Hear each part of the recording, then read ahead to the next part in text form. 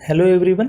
आज हम language barriers देखने जा रहे हैं। इसके पहले की वीडियो में हमने फिजिकल बैरियर्स का स्टडी किया। फिजिकल बैरियर्स में जैसे कि एक्सटर्नल नॉइज़, क्लाइमेट, ये ऑब्स्टेकल्स होते हैं कम्युनिकेशन करते वक्त। तो उसी तरीके से लैंग्वेज में भी कुछ बैरियर्स होते हैं, यानी लैंग्वेज में कि आप कम्युनिकेट कर रहे हो और लैंग्वेज रिलेटेड कुछ इश्यूज़ हैं, उनको कहेंगे लिंग्विस्टिक बैरियर्स। तो इस तरीके से यहाँ सामने आप देख सकते हो accent related, vocabulary, grammar, punctuation, sentence structures, slang और जैर्गन।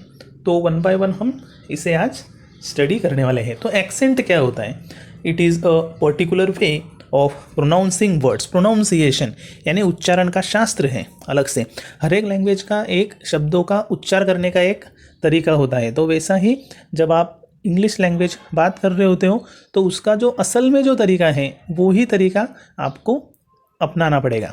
अगर आपका मदर टंग का इन्फ्लुएंस उस पर है तो क्या हो सकता है? It can create an obstacle in your communication. इसे ही कहा जाता है accent related barrier. Vocabulary related barrier create हो सकता है, जैसे कि मैंने पहले के वीडियो में रीडिंग स्किल में ऑलरेडी सजेशन दिया था, आपको अगर याद है तो, कि किस तरीके से आपने रीडिंग करना बहुत ज़रूरी है। जब आप लैंग्वेज में प्रोफिशिएंसी लाना चाहते हो तो you should read newspapers, you should read magazines, English newspapers. तो इससे क्या होगा? आपका वर्ड बिल्डिंग, वर्ड पावर बढ़ेगा। जितना ज़्यादा वर्ड्स आपके पास है, आपके ब्रेन में जितना ज़्यादा वर्ड्स रहेगा उतना लैंग्वेज ज़्यादा इफ़ेक्टिव होता है। ये मैंने पहले ही आपको समझाया है।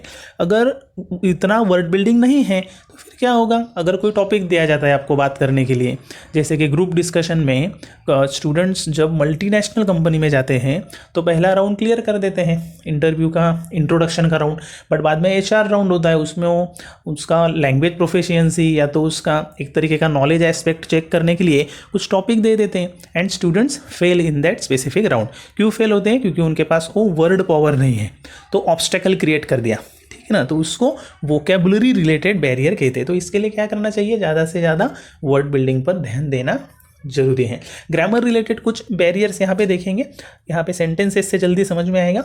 आई has a father, his name was Anand. यहाँ पर ये बंदा क्या कहना चाहता है, उसमें ज़रा कन्फ्यूजन हो रहा है।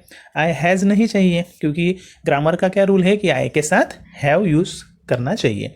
और फिर से वो बाद में पास्ट इक्विवेलेंट वर्ड यूज़ कर रहे हैं, यानी उसके पिताजी अब हैं क्या नहीं है, उसमें भी कन्फ्यूजन हो रहा है। तो वो होना चाहिए I have a father, his name is आनंद।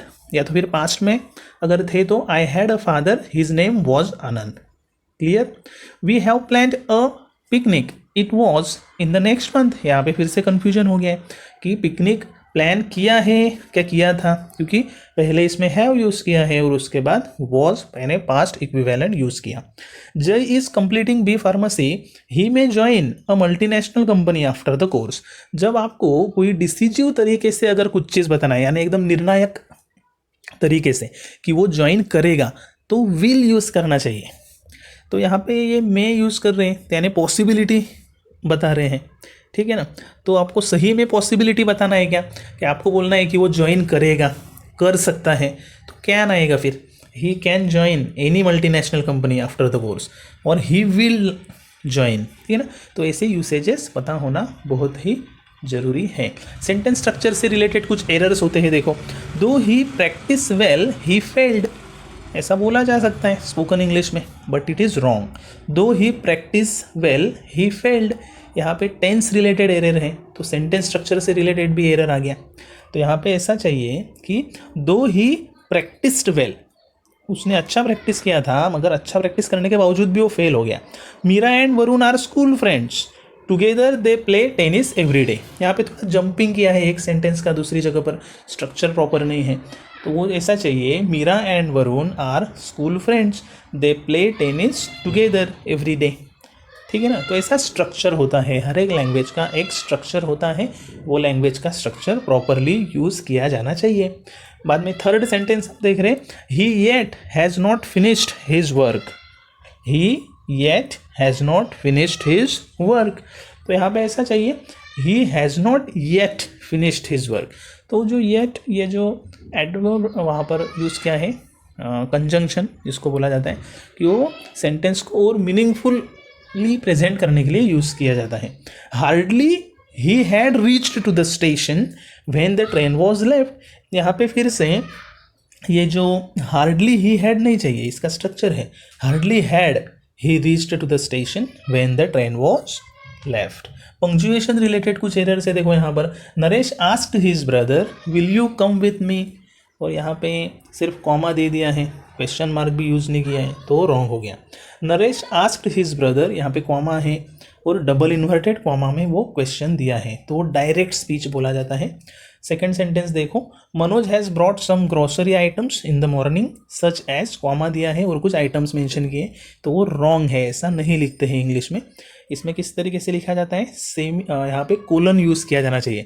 जब आप कुछ आइटम्स बता रहे हो ज़्यादा क्वांटिटी में, तो कोलन यूज़ करके वो सारे आइटम्स के नाम आते हैं। जैसे कि देखो, Manoj has brought some grocery items in the morning such as colon, फिर वो बाकी के आइटम। तो ये पंक्चुएशन की जो लैंग्वेज में बहुत इंपॉर्टेंट चीज़ है वो सीखना चाहिए, ठीक है। तो इससे आपका लैंग्वेज प्रोफिशिएंसी बढ़ेगा। स्लैंग क्या होता है, ये भी एक बैरियर है लैंग्वेज में। A language expression used by a specific community, it is a language used by the people belonging to certain region. हर एक रीजन में कुछ एक पॉपुलेशन ऐसा होता है कि वो पॉपुलेशन कुछ एक लैंग्वेज एक्सप्रेशंस यूज़ करते हैं, वो लैंग्वेज एक्सप्रेशंस उन्हीं लोगों को समझ में आते हैं। इनको कहना है स्लैंग। क्या कहना है इनको, स्लैंग कहना है। जैसे कि पंजाब में, उस स्टेट में लड़का लड़की इनके लिए कुछ वर्ड्स यूज़ किए जाते हैं। जैसे कि लड़का अगर है तो उसे मुंडा बोला जाता है, लड़की है तो उसे कुड़ी बोला जाता है। महाराष्ट्र में भी अगर लड़का है तो उसे कुछ एक रीजन में पोरगा ऐसा वर्ड यूज़ करते हैं। आपने सुना भी होगा, अगर महाराष्ट्र में आप जाओगे कुछ एक एरियाज़ में, आप अगर कुछ विलेज एरिया है तो वहाँ पर कुछ एक पॉपुलेशन ही ये वर्ड यूज़ कर रहे होते हैं, तो इन्हें स्लैंग ऐसा कहा जाता है, ठीक है ना। तो if this words are used in front of the people who belong to another country they may not understand. ऐसे वर्ड्स अगर आप इंटरनेशनल क्राउड के सामने बोलोगे तो उनको वो समझ में नहीं आएगा, इसीलिए ऐसे वर्ड्स अवॉइड किया जाना चाहिए। इसे बैरियर्स टू कम्युनिकेशन कहते हैं, ये लैंग्वेज रिलेटेड बैरियर्स हैं। जैरगन्स, जैरगन्स ये एक हम बोल सकते हैं इसको, ये टेक्निकल वर्ड्स होते हैं। कुछ एक कम्युनिटी होती है ऐसी, कुछ पर्टिकुलर प्रोफेशंस होते हैं, वो प्रोफेशन के लोग ये वर्ड्स यूज़ करते हैं। उन्होंने उस प्रोफेशन के लोगों के साथ वो अगर बात कर रहे होते हैं तो ये वर्ड यूज़ किए तो चलेगा, बट जो ऑर्डिनरी क्राउड है उनके सामने ये वर्ड्स नहीं यूज़ करना चाहिए। जैसे कि doctors use medical terms, advocates use legal terms और इंजीनियर्स यूज़ टेक्निकल टर्म्स। कुछ एक एग्जांपल्स देखेंगे। डॉक्टर्स यूज़ करते हैं जैसे कि डीसी, जिसका मीनिंग होता है discharge, ENT years nose throat, pH word कोई एब्रीविएशन यूज़ किया उसे कहते हैं पास्ट हिस्ट्री। एडवोकेट्स यूज़ करते वक्त दिखेंगे आपको stay order, contempt of court, तो ये वर्ड नहीं समझ में आएगी ऑर्डिनरी लोगों के। इंजीनियर्स भी यूज़ करते कभी DNS, domain name system, AI, artificial intelligence. तो इस तरीके से आज हमने बैरियर्स टू कम्युनिकेशन में पहले हमने देखा था फिजिकल बैरियर्स पहले के वीडियो में, अभी हमने देखा लिंग्विस्टिक बैरियर्स की जो बहुत ही इंपॉर्टेंट टॉपिक है कम्युनिकेशन स्किल्स क्लास के लिए।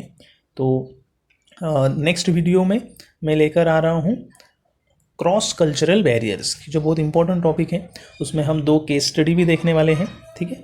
तो लगे रहना है चैनल पर and subscribe this channel if you have not subscribed this channel yet, and share this video with all other students related to this course like business communication, communication skills, or even any graduate student who is completing the graduation. You can share this video with such students. It will be really beneficial for such students. Thank you very much.